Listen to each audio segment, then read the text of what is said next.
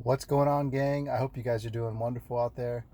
Um, I I want to apologize about the last video. There was a lot of wind, and I didn't realize it until afterwards. I do use my earbuds sometimes. I've been noticing it's kind of the easiest way to get a better quality sound, at least if the phone is kind of in a distance or if there is a little wind. But there was too much wind last time, so I apologize for that. Again, thank you guys for your messages. I want to put on here something about the. I want to talk to you basically something about. I've been noticing in some of the group chats that I've been in on Facebook and things of that nature. Um, there is a continuous flow of kind of talking to the ex again, talking to your ex-wife again, talking to your ex-husband again for you ladies. I know there's mostly men on here, but there are some ladies, and so I do just want to be respectful and talk to both of you guys at the same time. But I will, again, I apologize for ladies. I will be leaning more towards men at certain points of conversations just from my personal experience. But I want to be a kind of a community, a sharing of input and comments and things of that nature down below. So if you haven't subscribed already, please subscribe to the channel.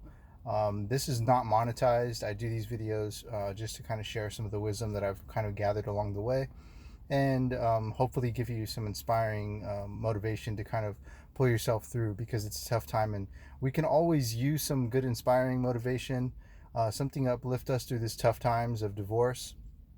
But there's nothing more, I guess you could say, solid than when you're in your private space and someone is talking to you in a more private setting. And if it's maybe that video that you see on YouTube of me telling you to, get yourself back up again and don't give up on life, then maybe that's just the thing for you. And maybe there's a whole bunch of elements that come into play, and that's really just kind of getting support system around you, creating a better, healthier lifestyle around you, and all those other things that come into play. But I can just be one of those pieces of the puzzle, and so I'm grateful for that. Please subscribe and please comment below, like these videos.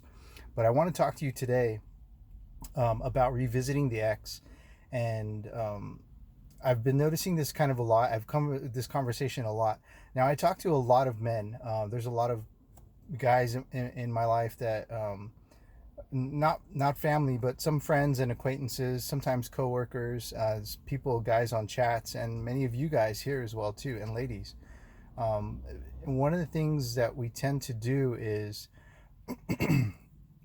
we kind of tag these scenarios of feelings that were created throughout the leading up to the divorce, right?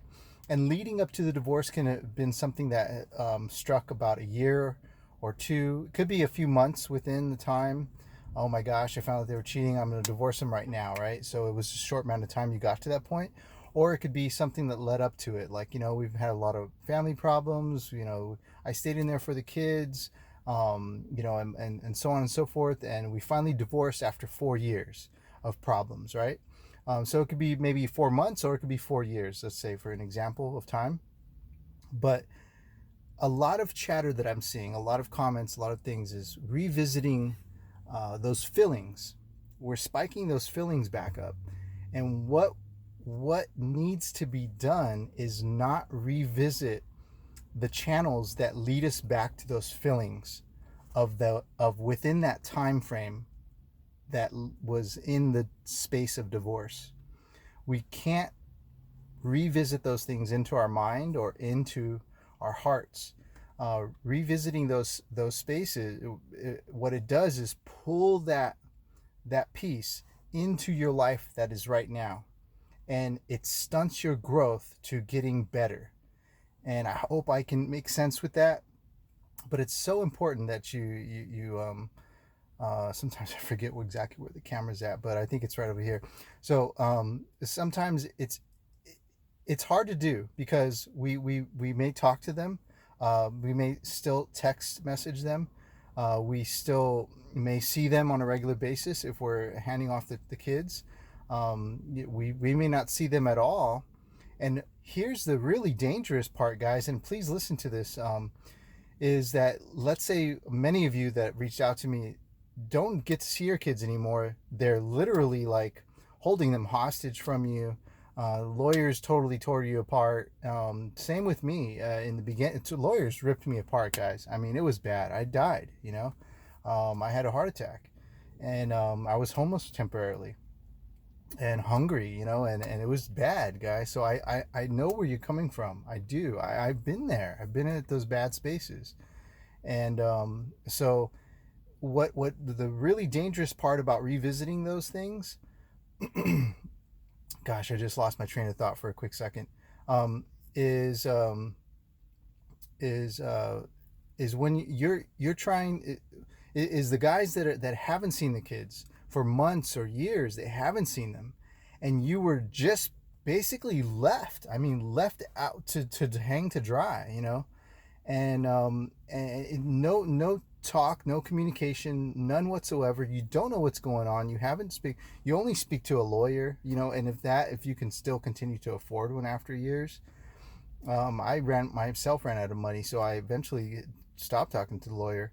But those guys that haven't seen the kids for a long time are left with the last pieces of words that were spoken, the last pieces of words that were spoken at the end, when it was the most painful, most painful.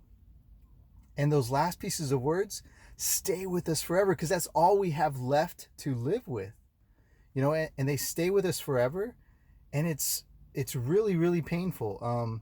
And I want you to think clearly and remember and think clearly those last pieces of words that were left from the children or from the lawyer that you last saw, because you couldn't afford any more visits or what have you, or the last words that were spoken through family members or the ex, staying with us forever, because that's all we have left to go on. So what we do is we go on these mental paths of, well, what if this? Well, what if this? And even years later, well, what if this? And we base all those what ifs, and we base these scenarios and these things, that these imaginary things that could possibly be happening, or what's happening to me, or base the pain off of those last words.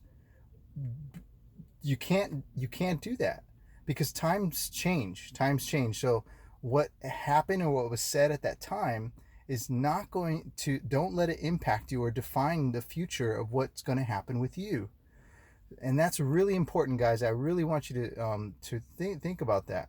Now, going back to guys and gals who do see or hand off the kids and do see the kids still on a regular basis, or still have to deal with the after effects of divorce. You're still communicating of some sort to family, friends, children, and whatnot.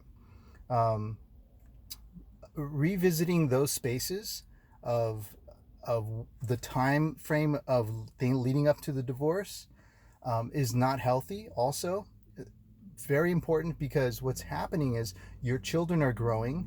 They're reaching new successes in life and new plateaus and new things, and they want to see a dad and they want to see a mom continue to grow and reach new successes and plateaus. Because you're 30, because you're 40, because you're 50, and because you're 60, it's not over. You still have to grow within, and you still have to reach a new space. You cannot reach a new, healthier you mentally and emotionally and physically if you continue to revisit those pieces that were within that time frame that led up to the divorce. So I hope this made sense to you guys. I really do. It means a lot to me, because I see a lot of that, and I'm like, they're revisiting those spaces, those little pieces that they're pulling back in conversation. I remember when this, and she never, or he was always. And no, you're pulling those things back, and you cannot do that, guys and gals. You cannot do that. It's going to stunt your growth, and you need to continue to grow. I don't care how old you are. You still have more higher ground to reach. I believe in you. I care about you. It's really important that you understand what that is. Talk positive self-talk into your mind. Say it to yourself. You know, look at yourself in the mirror. Look at yourself here, And like I'm looking at myself right now on the camera, and you know, you're gonna get through this. You know, this is a tough time. The guys on the I'm gonna say it right now. The guys and gals that are watching this video, they don't know what I'm going through. They don't know the health problems that I'm going through. They don't know the financial problems that I'm going through. I'm still being strangled from another state and from the IRS. And it's very, very difficult, but you're going to pull yourself out of it. Keep pushing these positive words into other people. Keep pushing these positive words into yourself, and you're going to get through this. See, just like that, I said it right now just to myself. I encourage you guys to do the same thing. You have to continue to grow, because someone's going to need this wisdom that you've gained through pain, and you're going to be able to share it with that person. You're going to help them, lift them up just a little bit. I pray to God it's not our kids, but to avoid from that happening, for you having to lift your kids up out of pain and suffering of some sort, we have to continue to get stronger. You have to do this for them, to do this for yourself. Guys, I hope you guys like this video. Please give it a thumbs up, subscribe if you haven't, and welcome to share. Yeah, so I wish you all the best of health, happiness, and success. Take care. Bye-bye.